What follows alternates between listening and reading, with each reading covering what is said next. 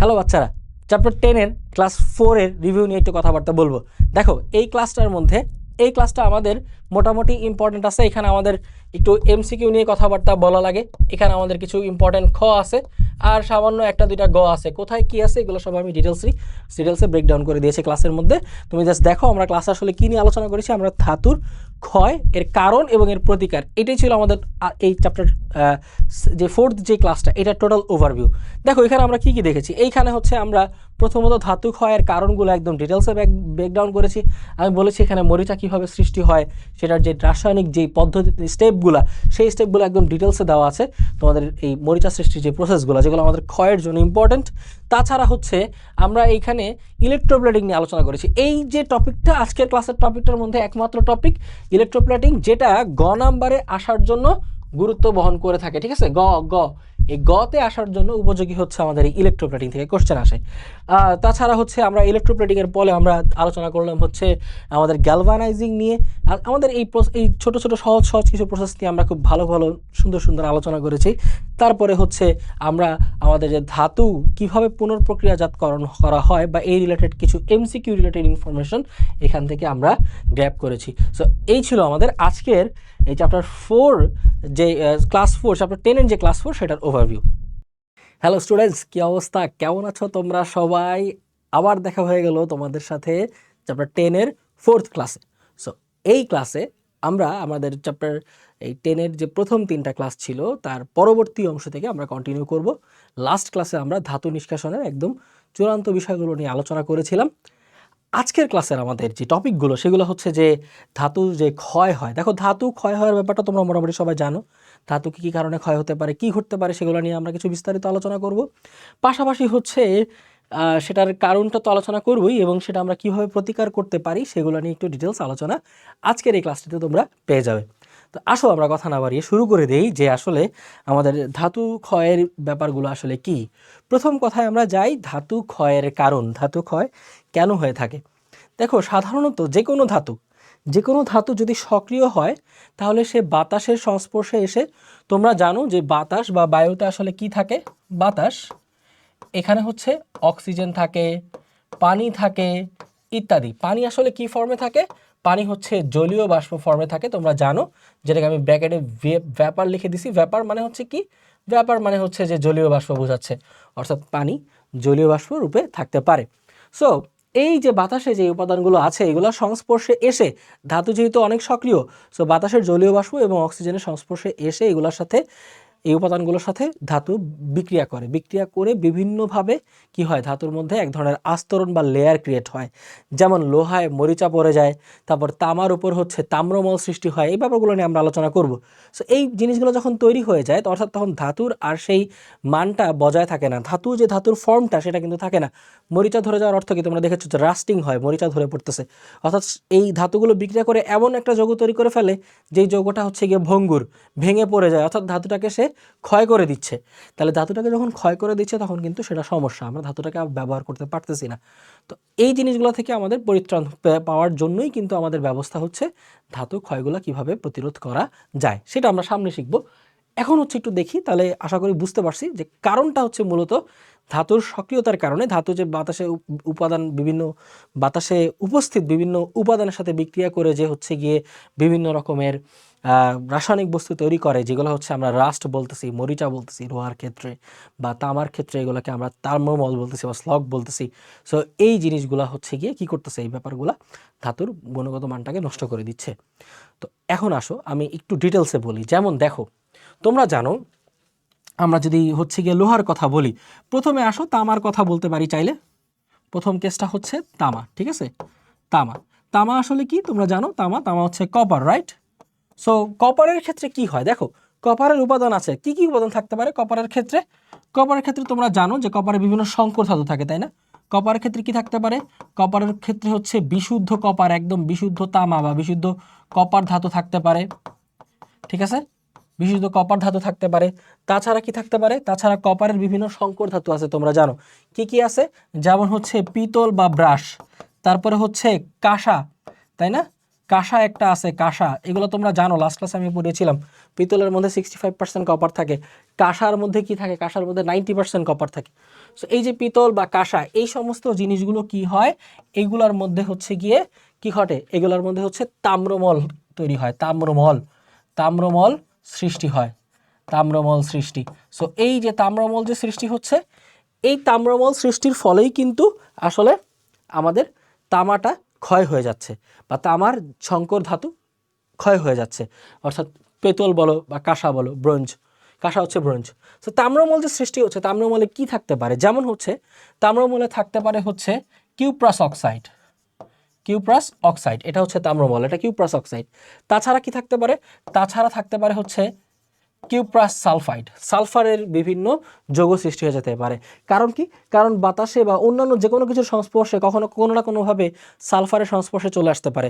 বাতাসে sulphur ডাইঅক্সাইডের presence থাকলে বা অ্যাসিড জাতীয় কোনো পানির যদি হয়, যে অ্যাসিড অর্থাৎ সালফিউরাস অ্যাসিড বা কোনোভাবে যদি সালফিউরিক অ্যাসিডের সংস্পর্শে চলে আসতেই পারে, সেটা হচ্ছে থাকতে পারে বাতাসের ক্ষেত্রে, বা বৃষ্টির পানির সাথে most of the case sulphurous acid থাকে বৃষ্টির পানির সাথে। সো এইসব ক্ষেত্রে দেখা যায় কি, যে তখন কিউপ্রাস সালফাইড ফর্মের একটা চান্স কিন্তু অনেক বেশি মাত্রায় বেড়ে যায়। তাহলে এখানে তুমি দেখো, এখানে তোমার তাম্রমল আসলে কি কি, তাম্রমল হচ্ছে বেসিক্যালি এই দুইটা জিনিস। কোন দুইটা জিনিস, এই যে এই দুইটা জিনিস, কপার এর অক্সাইড অর্থাৎ কিউপ্রাস অক্সাইড আর হচ্ছে কিউপ্রাস সালফাইড। এই কিউপ্রাস সালফাইড হচ্ছে এই দুই জিনিস হচ্ছে তাম্রমল। সো এরা যখন সৃষ্টি হয়ে যায় তখনই কিন্তু আসলে তামা ক্ষয় হয়ে যায়, ঠিক আছে। সো এই দুইটা জিনিসই কিন্তু বেসিক্যালি তামাকে কি করে, তামার ধাতুকে ক্ষয় করে, ঠিক আছে, ক্ষয় করে দিচ্ছে। এই হলো একটা প্রবলেম, কারণ এটা একটা কারণ। আর সেকেন্ড আরেকটা কারণ হচ্ছে কার ক্ষেত্রে আমরা বলতে পারি, আমরা বলতে পারি আয়রনের ক্ষেত্রে। আয়রন, লোহা, দেখো লোহা, লোহা হচ্ছে তোমরা জানো লোহাটা হচ্ছে আয়রন। আয়রনে কি সৃষ্টি হয়, দেখো আয়রনের তো বিভিন্ন রকমের জিনিসপত্র থাকে, যেমন হচ্ছে গিয়ে আমরা স্টেইনলেস স্টিল ব্যবহার করি, যদিও স্টেইনলেস স্টিলটার উদ্দেশ্যই হচ্ছে, ব্যবহারের উদ্দেশ্যই হচ্ছে যেন আয়রনটা মরিচা না ধরে। সো স্টেইনলেস স্টিলটা এমনভাবেই বানানো হয়, স্টেইনলেস স্টিলে আয়রনের শতাংশ বা পরিমাণ বা আয়রনের হচ্ছে সংযুতি অনেক বেশি থাকলেও স্টেনলেস স্টিলে কিন্তু মরিচা ধরে না, কারণ স্টেনলেস স্টিলের সাথে ক্রোমিয়াম আর নিকেল ব্যবহার করা হয়, যেটা লোহাটাকে মরিচা ধরার ক্ষেত্রে বা মরিচা ধরা থেকে বিরত রাখে। বাট নর্মালি যেসব লোহা আছে একদম জাস্ট লোহা, যেখানে মূলত লোহাটাই প্রধান উপাদান, সেইখানে হচ্ছে যে অবশ্যই লোহাটা বাতাস এবং জলীয় বাষ্পের সংস্পর্শে এসে সেখানে মরিচিকা ধরে যায়, ঠিক আছে। সো মরিচা ধরে যায়, সো মরিচা যখন ধরে যায়, রাস্ট যখন সৃষ্টি হয়, তখন লোহাটা আসলে ক্ষয় হয়ে যেতে পারে। সো লোহার ক্ষেত্রে আসলে কিভাবে হয়, সো লোহায় আমরা জানি লোহায় হচ্ছে মরিচা সৃষ্টি হয়, ঠিক আছে, মরিচা সৃষ্টি হয়, ওকে, মরিচা সৃষ্টি হয়। সো লোহার মরিচাটা আসলে কি, লোহার মরিচাটা হচ্ছে ফেরিক অক্সাইড, এটার সাথে বিভিন্ন সংযুতিতে এটা 2 3 1 2 3 4 যে কোনো কিছু হতে পারে, বিভিন্ন সংযুতিতে পানি যুক্ত থাকে, বিভিন্ন সংযুতিতে পানি যুক্ত থাকে, কার সাথে, লোহার সাথে, তখন এই জিনিসটাকে আমরা বলছি মরিচা, ঠিক আছে, এই জিনিসটাকে আমরা বলছি মরিচা। সো এখানে এন এর মান যে কোনো কিছু হতে পারে, এখানে আমাদের এন এর মান হতে পারে 1 2 3 4 এনিথিং, যে কোনো কিছু হতে পারে, ঠিক আছে। সো বিভিন্ন সংযুতিতে ফেরিক অক্সাইডের সাথে পানি সংযুক্ত থাকে, এই জিনিসটাকে আমরা মরিচা বলতেছি, বা তো রাস্ট বলতেছি, এটাকে আমরা রাস্ট। লোহা ফর্মেশন কিভাবে এই জিনিসটা হয়, এটা একটু তোমাদের একটু দেখাই, কিভাবে মরিচা সৃষ্টি হয়। দেখো আমরা একটু মরিচা সৃষ্টির বিষয়টা নিয়ে আলোচনা করি। মরিচা সৃষ্টির বিষয় নিয়ে কিছু স্টেপ তোমাদের বইতে আলোচনা করা আছে। মরিচা সৃষ্টি, ঠিক আছে। সো দেখো মরিচা কিভাবে, তো আমরা আসলে যেটা দেখতেছি সেটা হচ্ছে যে আমরা মরিচা কিভাবে সৃষ্টি হয় এই বিষয়টা নিয়ে একটু দেখি আসো। তো আমরা যেটা বললাম প্রথমে, দেখো বাতাসে তো আমরা জানি যে বাতাসের মধ্যে আমাদের জলীয় বাষ্প আছে, পানি আছে। সো প্রথম স্টেপে কি হয় একটু খেয়াল করো। প্রথম স্টেপে যেটা হবে সেটা হচ্ছে বাতাসের যে জলীয় বাষ্প সেটা বিয়োজিত হয়ে যাবে, এটা বিয়োজিত হয়ে যাবে। সো এইটা বিয়োজিত হয়ে আমাদেরকে H+ আর হচ্ছে হাইড্রোক্সিল আয়ন অর্থাৎ OH- দিচ্ছে। তো এইটা যখন দেয়, তো এবার দেখো কি হয়, আমাদের তো লোহা আছে, তো আমাদের যে লোহাটা দেখো কি হবে, লোহা যখন পানির সংস্পর্শে আসবে তখন সে সাথে সাথে আরেকটা কাজ শুরু করবে, কি করবে, দেখো আমাদের কাছে আয়রন আছে, এই আয়রন 2টা ইলেকট্রন ত্যাগ করবে, 2টা ইলেকট্রন ত্যাগ করলে Fe2+ কনভার্ট হবে, Fe2+, বুঝতেই পারছো, আয়রন আছে 2টা ইলেকট্রন ত্যাগ করে ফেরাস আয়ন অর্থাৎ Fe2+ কনভার্ট হয়ে গেছে। সো এই জায়গায় আসলে যেটা হয়, এখানে 2টা আয়রন আয়নে কনভার্ট হবে, অর্থাৎ 2টা ফেরাস আয়নে কনভার্ট হবে। সো এখানে যেহেতু 2 হবে, তা আমি উভয় পক্ষকে 2 দ্বিগুণ করে, দেখো এটা 2 দ্বিগুণ করলে এটা 2 হইতেছে, আর এইটা কি হয়ে যাচ্ছে তখন, এইটা হয়ে যাচ্ছে হচ্ছে 4, 2 দিয়ে গুণ করলে, আর এখানে আমাদের 2টা ফেরাস থাকতেছে। সো এইবার আসো, এখন ঘটনাটা কি হবে, এখন হচ্ছে গিয়ে এই যে 4টা ইলেকট্রন ত্যাগ করলো, এই 4টা ইলেকট্রন গ্রহণ করবে, কে গ্রহণ করবে? দেখো আমাদের কাছে H+ আছে, এই যে H+। সো এই জায়গায় একটা ব্যাপারটা একটু ভালো করে বুঝো, এখানে আমাদের যে ঘটনাটা ঘটবে, আমাদের H+ লাগবে 4টা। সো আমরা এখান থেকে অগণিত H+ প্রয়োজন পড়বে। তো এই জায়গায় আমি জিনিসটা সমতা করলাম না, তুমি চাইলে ওইভাবে সমতা করে দেখাইতে পারো, চাইলে যদি ইচ্ছা হয়। ধরো আমি এখানে 4টা পানি দিলাম, তাহলে এখান থেকে আমাদের কি আসবে, এই জায়গাটা থেকে 4টা পানি যেহেতু আমি দিয়েছি, সো আমার কাছ থেকে এইখানে অবশ্যই 4টা H+ আর হচ্ছে কি আসা উচিত, আমার কাছে অবশ্যই 4টা H+ এবং হচ্ছে 4টা হাইড্রোক্সিল আসা উচিত। সো এইখান থেকে তাহলে আমি 4টা H+ নিব। তাহলে এই যে আমাদের এই 4টা H+, আমি নিলাম এই 4টা H+, 4টা H+ নিলাম, এবং এই 4টা H+ অক্সিজেনের সাথে বিক্রিয়া করবে। আর ওই যে 4টা ইলেকট্রন আয়রন ছেলে ছিল, সেই 4টা ইলেকট্রন হচ্ছে গিয়ে এরা গ্রহণ করবে, কে কে? H+ আর O2। যখন গ্রহণ করে, দেখো এখান থেকে 4টা ইলেকট্রন গ্রহণ করতেছে, 4টা ইলেকট্রন কে গ্রহণ করবে? 4টা H+ গ্রহণ করবে। আর এখান থেকে তখন হাইড্রোজেন আর অক্সিজেন মিলে সৃষ্টি করবে কি? হাইড্রোজেন আর অক্সিজেন মিলে এখান থেকে সৃষ্টি করবে পানি। ঠিক আছে, হাইড্রোজেন আর অক্সিজেন মিলে এখান থেকে কি সৃষ্টি করবে? পানি সৃষ্টি করবে। ওকে, তাহলে আসো এখানে আমাদের মেইন বিক্রিয়াটা কি হচ্ছে আমরা একটু দেখি। এই জায়গায় যদি আমরা এখানে এটাকে যোগ করে দেই, যোগ করে দিলে আমরা কি পাবো? যোগ করে দিলে আমরা দেখব 2টা Fe, 4টা H+ এবং হচ্ছে O2। এখান থেকে আমাদের একটু ভালো করে খেয়াল করে দেখো, এই যে কাটিং শাটিং যাচ্ছে, এই 4টা ইলেকট্রন, এই 4টা ইলেকট্রন কাটিং শাটিং যাচ্ছে, তাহলে আমাদের কি আসতেছে? O2।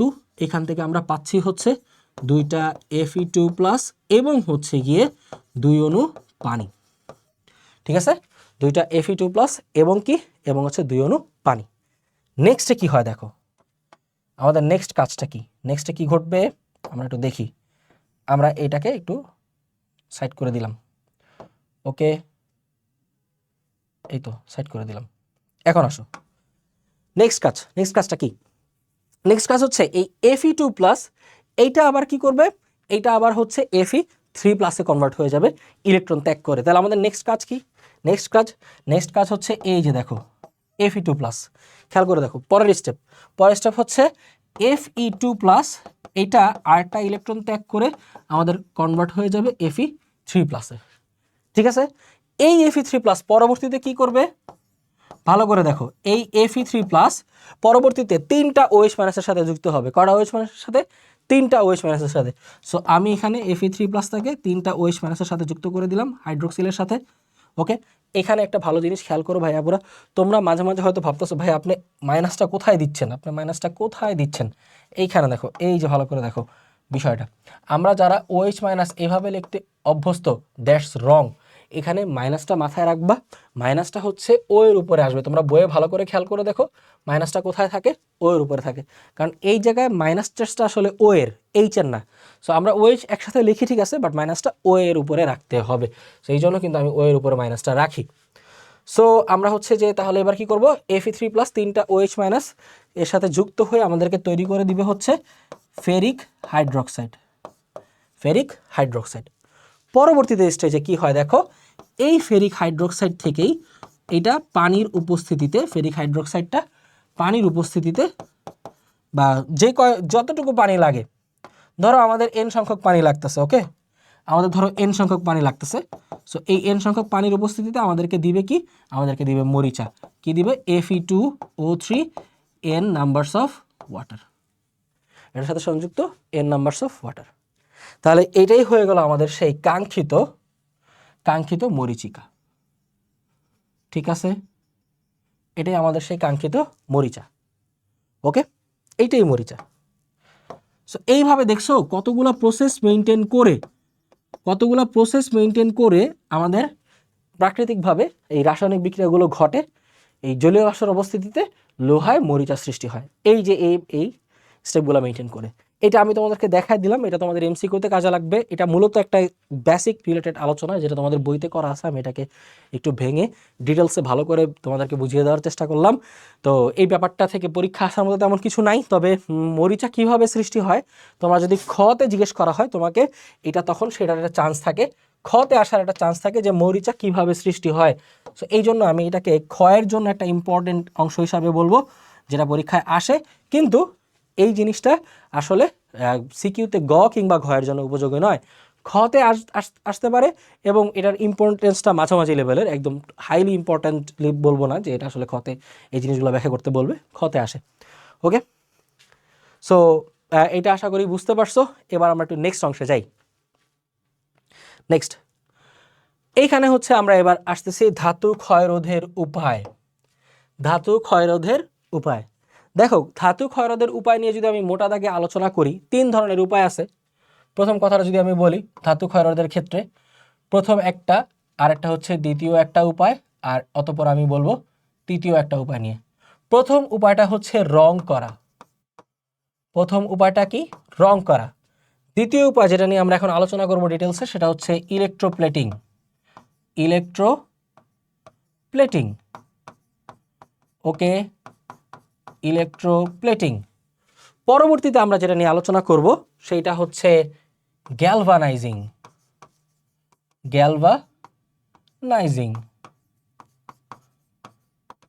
ওকে, পরবর্তীতে হচ্ছে কি? গ্যালভানাইজিং। তাহলে এখন দেখো গ্যালভানাইজিং আমরা করতেছি। সো এইবার আসো আমরা যদি রং করা নিয়ে একটু কথাবার্তা বলি। রং করাটা নিয়ে, এটা আসলে কি? রং করার ক্ষেত্রে আমরা কি বলতে পারি? বিভিন্ন রকম রং আছে, বুঝছো? যেমন লোহার উপর এক ধরনের রং ব্যবহার করা হয়, এগুলোকে বলা হচ্ছে এনামেল। এনামেল রং। এইটা করলে কি হয়? এইটা করলে এটা হচ্ছে কিসের উপর করা হয়? লোহার উপর। কিসের উপর? লোহার উপর। এইটা করলে এটা আসলে কি করে? এই জিনিসটা হচ্ছে লোহার মরিচা রোধ করতে পারে। এক সময় প্রাচীনকালে এই জিনিসটা করা হতো, ঠিক আছে? এক সময় এই জিনিসটা করা হতো যে লোহার উপর আমাদের বিভিন্ন বাসা বাড়িতে লোহার যে বস্তুগুলো ছিল না, লোহা দিয়ে বিভিন্ন জিনিস বানানো হতো, সিঁড়ি টিড়ি বানানো হতো, বিভিন্ন জিনিস তো জানোই তো আমাদের দৈনন্দিন কাজে লোহা ব্যবহার করা লাগে। সো এই লোহার উপর এরকম এনামেল রং দিয়ে দিলে তো ওই জলীয় বাষ্প আর বাতাসের সংস্পর্শে আসতে পারতো না এনামেল রংটা থাকার কারণে, যার ফলে লোহায় মরিচা ধরতো না। এটা একটা ওয়ে, এটা একটা ভালো ওয়ে, নট ব্যাড। আরও কিছু জিনিস আমরা রাসায়নিকভাবে করতে পারি, যেমন কি? যেমন হচ্ছে ইলেকট্রোপ্লেটিং। যেমন হচ্ছে কি? যেমন হচ্ছে ইলেকট্রোপ্লেটিং। এটা আমরা রাসায়নিকভাবে চাইলে করতে পারি, যেমন এই যে দেখো আমাদের ইলেকট্রোপ্লেটিং, ঠিক আছে? ওকে, আমাদের ইলেকট্রোপ্লেটিং আমরা করব। সো ইলেকট্রোপ্লেটিং এর ক্ষেত্রে এই যে আমাদের যে ইলেকট্রোপ্লেটিং, এইটা আমরা আসলে কি করি ভালো করে বুঝো। যেমন মনে করো এই যে চাবিটা হচ্ছে লোহা দিয়ে তৈরি। এখন লোহাটা যদি আমি চাবিটা এভাবে লোহার বানিয়ে রাখি, তাহলে তো বুঝতেই পারছো ক্ষয়টা মরিচা ধরবে, তখন তো চাবি আর কাজ করবে না ঠিক মতো, তালা দিয়ে খুলবে না, ঝামেলা।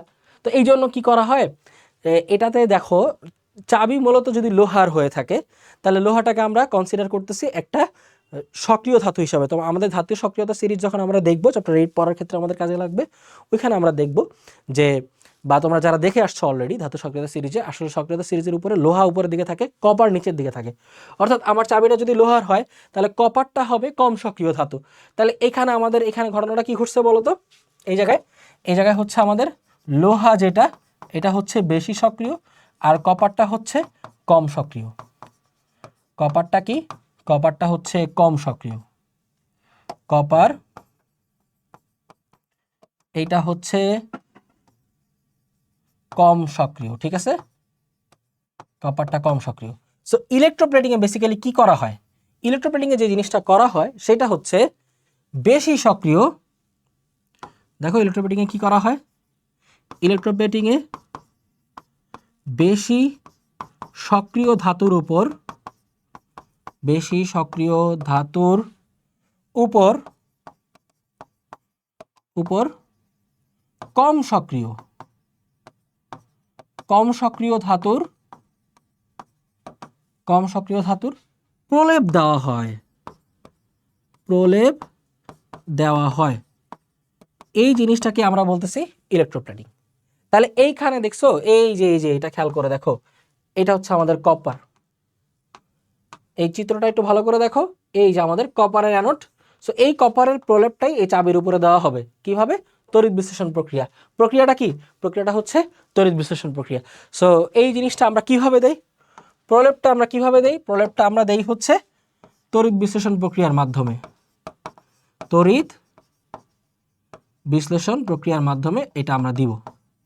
তড়িৎ বিশ্লেষণ প্রক্রিয়া দিয়ে আমরা এই প্রলেপটা দিব, ঠিক আছে? বুঝতে পারছো সবাই? Any confusion?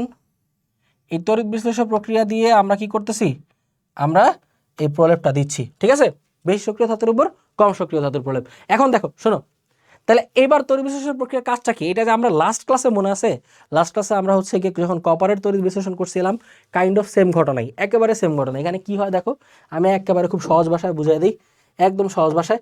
এটা আমাদের কি, এটা কপার না, এই যে এটা হচ্ছে কপার। সো আমি এখানে লিখে দিচ্ছি, এটা তো বুঝতেই পারছি এটা আমাদের কপার। সো কপারটা কি করবে, কপারটা এখানে দ্রবণে চলে যাবে। এখানে দেখো এটার মধ্যে অলরেডি কিন্তু এই জায়গায় কপার সালফেটের দ্রবণ দেওয়া থাকে। কিসের দ্রবণ দেওয়া থাকে, কপার সালফেট। তোমাদের আমি লাস্ট ক্লাসে বলেছিলাম যে যে ধাতু নিয়ে কাজ করব আমরা, দ্রবণটা ওই ধাতুর দ্রবণে দিব, অর্থাৎ কপার সালফেটের দ্রবণ আমরা ইউজ করতেছি। এটা কপার সালফেট কিন্তু ওই ধাতুর কপারের যৌগের দ্রবণ, কপার সালফেট দ্রবণ। সেখানে কপার সালফেট দ্রবণ থাকবে, থাকলে কি হবে, এখান থেকে যদি আমি ঋণাত্মক প্রান্তের সাথে হচ্ছে কানেক্ট করে দিই, আমাদের হচ্ছে গিয়ে দেখো সাধারণত কি হয়, সাধারণত হচ্ছে গিয়ে তোমাদের এই জিনিসটা বলছি, অ্যানোড থেকে গত ক্লাসে দেখেছি, অ্যানোড থেকে ধাতুটা বের হয়ে দ্রবণে চলে যায়, আর ক্যাথোডে গিয়ে কি হয়, ক্যাথোডে গিয়ে ধাতুটা জমা হয়। সো এইখানে এটা তো আমাদের চাবি হচ্ছে ক্যাথোড, দেখছো চাবিটা হচ্ছে ক্যাথোড। তাহলে এই যে আমাদের যে অ্যানোড থেকে যে কপার আছে, কপার, এই কপারটা গিয়ে জমা হবে কোথায়, জমা হবে দ্রবণে, জমা হবে কপার 2+ আকারে। এবং পরবর্তীতে ওই কপার 2+টা গিয়েই পরে এবার কি করে, এখানে দেখো চাবির গায়ে গিয়ে জমা হয়। তাহলে এইভাবে চাবি, এই যে মনে করো এটা যদি চাবি হয়, চাবির উপর থেকে এরকম করে লেয়ার সৃষ্টি হবে, চাবির উপরে এরকম কপারের লেয়ার সৃষ্টি হবে, সুন্দর করে সৃষ্টি হবে। এটা কিন্তু যতটা মনে হয়, পরে যদি জিনিসটাকে ফার্নিশিং করা হয়, প্রাথমিকভাবে একটা লেয়ার পুরো চাবিটাকে ঘিরে ফেলে, তখন ওই চাবিটা একটু ফার্নিশিং টার্নিশিং করে একটা সাইজে নিয়ে আসা হয়, যাতে করে হচ্ছে গিয়ে লেয়ার তো আর তোমার মনে করো যে ব্যাপারটা তো এমন না যে কপার জানে যে না ভাই আমার সুন্দর করে ডিজাইন মোতাবেক বসতে হবে, না এরকম তো না, জিনিসটা র্যান্ডমলি বসে যায়, র্যান্ডমলি উপর দিয়ে একটা বড় সড়ো লেয়ার বসে যায়, তখন এটাকে ঘষা মাজা দিয়ে আবার চাবির সুন্দর শেপে নিয়ে আসা হয়। কিন্তু ঘষা মাজা দিলেও লাস্টে কি উপরে তো আস্তরণটা কিসের থেকে যায়, কপারেরই থেকে যায়। সো তখন তাইলে আর ওই লোহাটা আর কি হলো না, ক্ষয় হলো না। তাহলে ব্যাপারটা বুঝছো আশা করি, একেবারে সিম্পল। এটাই হচ্ছে ইলেকট্রোপ্লেটিং। এই জিনিসটা কিন্তু অনেক ক্ষেত্রে সিলভার নাইট্রেট দ্রবণ দিয়ে, সিলভার দিয়েও করা হয়। সেমভাবে সিলভারও কিন্তু আসলে, সিলভার নিজে থেকে কখনো ক্ষয় হয় না, সিলভার কিন্তু আসলে কম সক্রিয়, নিচের দিকে ধাতু। সো সেম কাজটা কিন্তু সিলভার দিয়েও করা যায়।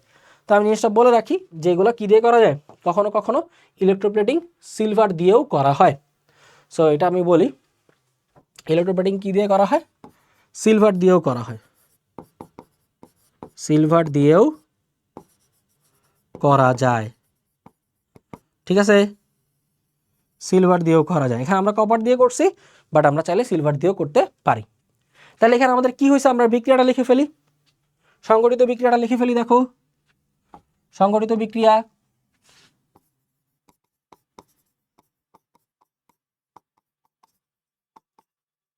সংগঠিত বিক্রিয়া কি হয়েছে এই জায়গায়, দেখো অ্যানোডে কি হয়েছে, প্রথমত এই যে আমাদের প্রথমটা যেটা, সেটা হচ্ছে অ্যানোড। অ্যানোডে কি হলো, খুব সিম্পল, কপার কি হয়ে গেল, কপার দণ্ড থেকে কপারটা বের হয়ে গেল, দুইটা ইলেকট্রন ত্যাগ করে সে কপার 2+ আকারে দ্রবণে চলে গেল। এই যে আমাদের কপার 2+ আকারে দ্রবণে চলে গেল।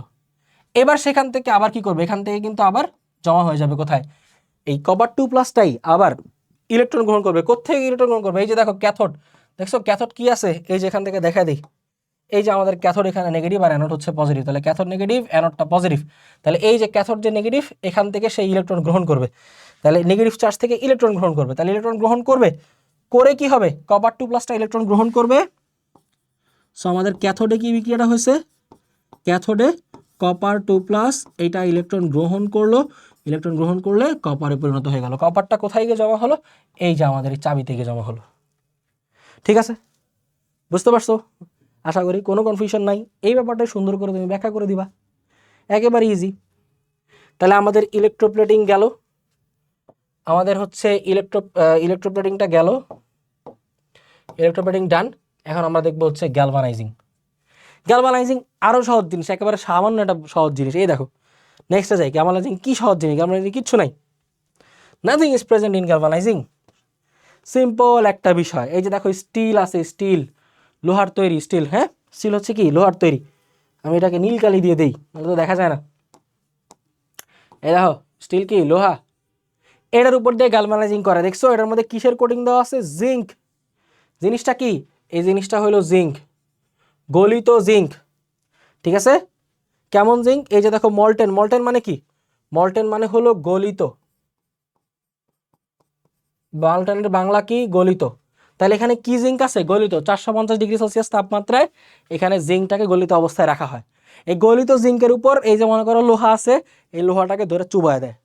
চুবায় দিলে জিঙ্কটা কি, এই লোহার উপর জিঙ্ক লিকুইড মানে গলিত যেই জিঙ্কটা সেটা লোহার গায়ে লেগে যায়, তারপর উড়ায় ফেলে যদি একটু ঠান্ডা বাতাসের জায়গায় রাখা হয়, তারপর জিঙ্কটা আবার জমে যায়। একেবারে ইজি প্রসেস, এটারই বলতেছে কি galvanizing. Very easy and short process, very easy. তাহলে গ্যালভানাইজিংটা কি বলতো? গ্যালভানাইজিং হচ্ছে কোনো বা যে কোনো সক্রিয় ধাতুর উপর বলে দেই, কোনো সক্রিয় ধাতুর উপর কোনো সক্রিয়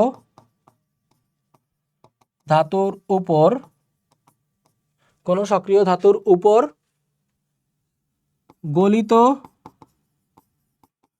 জিঙ্কের প্রলেপ দেওয়াকে বলতেছে কি গ্যালভানাইজিং। সো প্রলেপ দেওয়া এই জিনিসটা হচ্ছে গ্যালভানাইজিং। একদম সহজ পদ্ধতিতে আমরা গলিত জিঙ্কের একটা প্রলেপ দিতে পারি, এই জিনিসটাকে আমরা কি বলছি? গ্যালভানাইজিং। এইটার জন্য আসলে কিসের প্রয়োজন পড়তেছে না? এটার জন্য কোনো ধরনের তড়িৎ বিশ্লেষণের প্রয়োজন পড়তেছে না। তাহলে এখানে আমরা একটু পয়েন্ট আউট করে কথাটা লিখতে পারি যে এর জন্য তড়িৎ বিশ্লেষণের প্রয়োজন পড়ে না। তড়িৎ বিশ্লেষণের প্রয়োজন পড়ে না।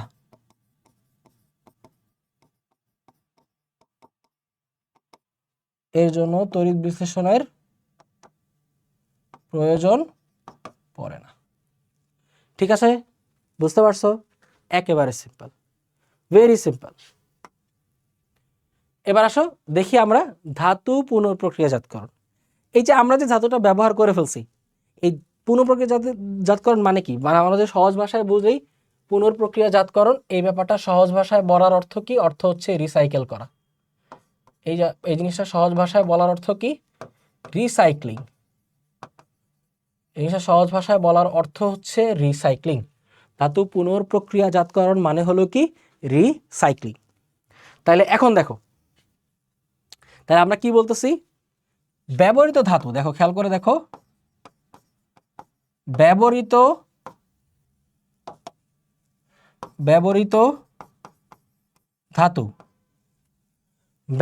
ধাতু পুনরায় ব্যবহার উপযোগী করে তোলাকে, এই জিনিসটাকে আমরা কি বলতেছি? পুনরায় ব্যবহার উপযোগী করে তোলা। একদম সিম্পল কাজ, একদম মানে সামান্য একটা জিনিস, উপযোগী করে তোলা। এই ব্যাপারটাই হচ্ছে ধাতু পুনঃপ্রক্রিয়াজাতকরণ। ঠিক আছে?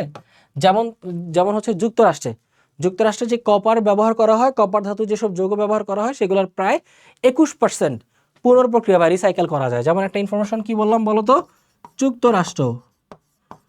যুক্তরাষ্ট্রে কি করতেছে? যুক্তরাষ্ট্রে হচ্ছে কপার এটা কত পার্সেন্ট? প্রায় 21% রিসাইকেল করা হয়, প্রায় 21% পর্যন্ত রিসাইকেল করা হয়। 21% রিসাইকেল করা হয় বা পুনঃপ্রক্রিয়াজাতকরণ করা হয়। ঠিক আছে?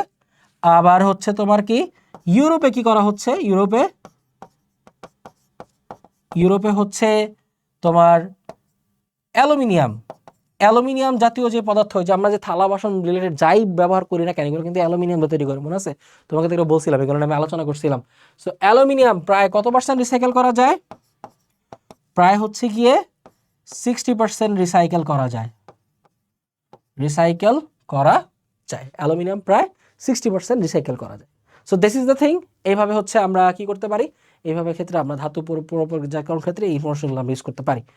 সো বেসিক্যালি এইটা হচ্ছে আমাদের এই ধাতুর ক্ষয় এবং পুনরুদ্ধার রিলেটেড জিনিসপত্র। আমাদের নেক্সট আর একটা টপিকই মেজর টপিক বাকি আছে, এখান থেকে খুব ইম্পর্টেন্ট কিছু জিনিস আসে, সেটা হচ্ছে আমাদের অধাতু অর্থাৎ সালফার রিলেটেড আলোচনা। সালফার কীভাবে উত্তোলন করব, কীভাবে হচ্ছে গিয়ে সালফারটাকে আমরা নিষ্কাশন করব, এবং সালফারের কী কী ব্যবহার আছে, কী কী ধর্ম আছে, এই রিলেটেড আলোচনা। সো দেখা হচ্ছে তোমাদের সাথে নেক্সট ক্লাসে। ততদিন পর্যন্ত আল্লাহ হাফেজ।